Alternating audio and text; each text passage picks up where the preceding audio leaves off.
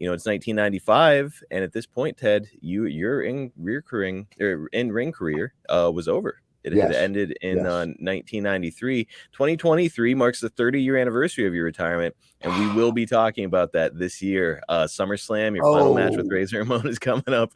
Marcus, did you have to remind me? My God, I've been retired 30 years. Oh my God. It's incredible. It's incredible. Oh, It doesn't feel like I remember it. So it doesn't feel like that long ago. And SummerSlam is coming up fast, SummerSlam season. So we'll be talking about your match with Razor Ramon, what happened with you in Japan. All of that is coming up. But for right now, I just want to ask, here in 1995, how are you feeling about your new role in the company as a manager?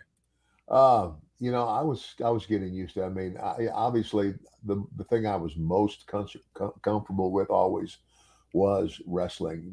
Being an in-ring talent and everything, and of course, nothing lasts forever, and and because of and a lot of people even said, Ted, you still had some good years left if you wanted them in terms of in ring, Mm-hmm. and I knew that, but my dad was 45 years old when he had a heart attack in a ring in Lubbock, Texas, and died.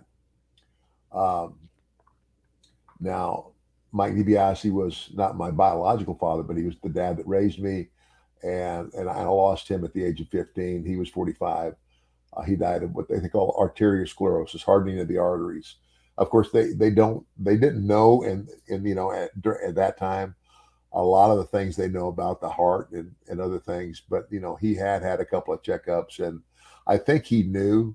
We all think that he knew that something wasn't right, but he wasn't ready to quit. I mean, in his own words, he saw that I had some football talent my freshman year in Omaha, and he said, "You know what? We're going to go back.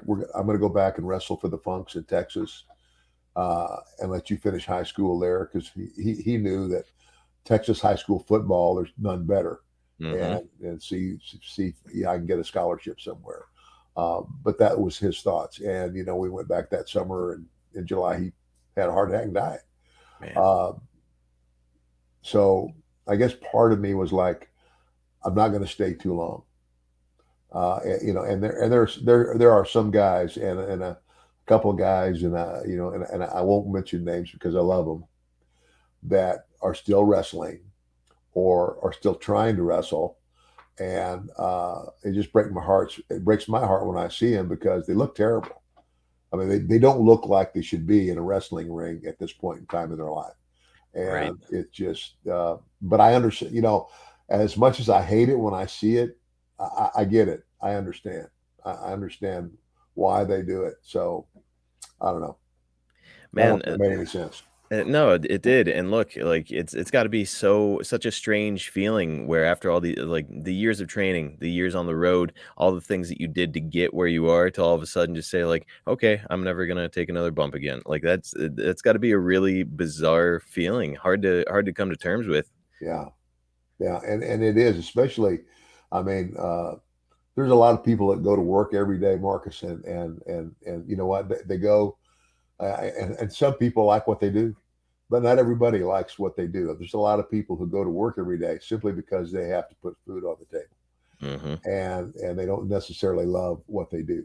I absolutely, I lived, ate, and dreamed wrestling.